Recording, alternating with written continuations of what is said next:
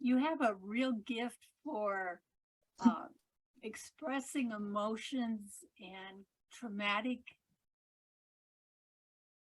aftermath in a very approachable, non-threatening way. I was surprised at the severity of what happened, and yet I didn't feel put off by it because of the way you approached it. And I think that's a real gift to be able to do that. There was so much emotion, and yet the way it was spread out and intermixed with actions of the story. I'm someone who has trouble with emotions. And so to be able to read about all of that and not feel threatened by it and actually feel comfortable reading it, I was surprised at how skillful you were in presenting it. Wow, that is a huge, those words are, you have no idea how much that means to me, because that was really important to me. One, for survivors and anybody who's gone through any sort of trauma. Because I mean, we have a spectrum of, one, of trauma, but two, of survivors who have gone through the healing process, and survivors who aren't quite ready yet to do that. And so I really wanted to honor them both and make this a book that could start conversations and help those who maybe weren't at that place yet. Yes. And do it in kind of a tactful way, to honor that, one, and two,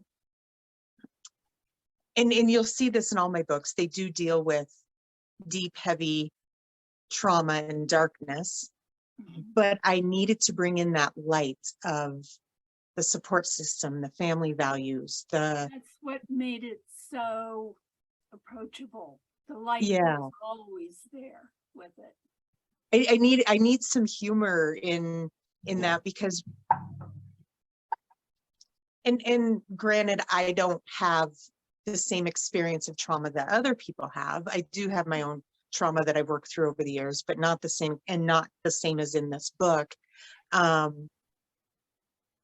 But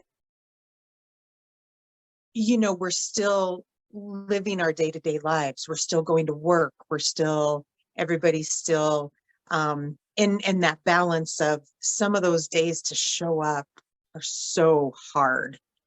But then there's those other days where there's those pieces of hope and just sunshine and just that happiness that comes along with it. So to kind of bring both those in to show people, if they choose to go through the healing process, that you can still have both and maybe not make it so daunting on their journey. Routine and the family life and all of the family activities and the memories of the family activities really balanced out the heaviness of the emotion and trauma.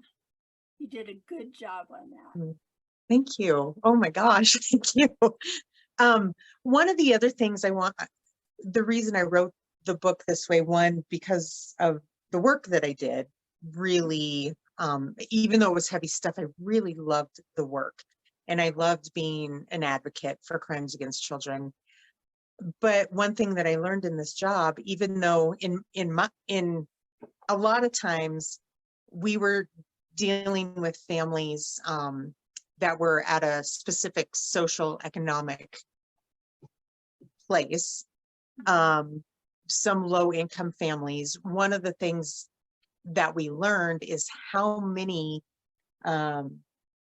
sex crimes go unreported, and a lot of those happen in middle class or upper class families. Like, there is no socioeconomic status for sex crimes against kids. There's just not. It happens all across the spectrum. And that's why I wrote the book this way with this family, is to show that no one is immune to it. It just... That was one of the questions I was left with at the end of the book, Hope.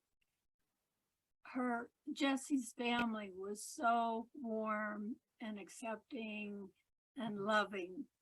And yet Jesse and Vicky still couldn't tell their parents what happened.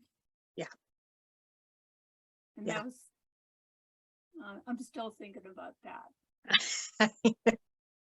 And I kind of wanted to leave a lot of these questions unanswered and let the readers kind of come up with their own, I guess, their own answers. Even I've heard so many different perspectives, even with the end of the book, the very end, with kind of how it all wrapped up, which has been interesting to me because I know what was in my head, but it's interesting to hear what the readers say too. So there are so many questions of how and why not. And I don't have those answers. I just know that so many people who go through these circumstances or are victims of sexual and even physical abuse have their own personal reasons as to why or why not. Absolutely. I have a beautiful, beautiful friend that published her story with the publishing company that I'm involved with. And she too, she's a survivor, and she tells her story all over the place. So I feel okay telling it. And she has a book about it. She was a survivor at the hands of her stepfather. And she didn't say anything to anybody. Her parents were divorced. Her mom ended up, her mom worked nights. Her mom ended up finding out, I won't go into details about that, but her mom ended up finding out, immediately kicked stepdad out, was an incredibly supportive mother, got her the help that she needed, all of that. And I think she, don't quote me, I think she was 7 or 8 when it started, and I think she was 13 when her mom accidentally found out. It wasn't that she told her mom. And she didn't tell anybody after that until she was in her mid-30s is when she finally started telling people. So, you know, again, fear is a huge component, and the perpetrator in this book instilled a lot of fear in both girls, and hung a lot of, I'm sorry, go ahead. I would say hung a lot of, hung the boys over their head.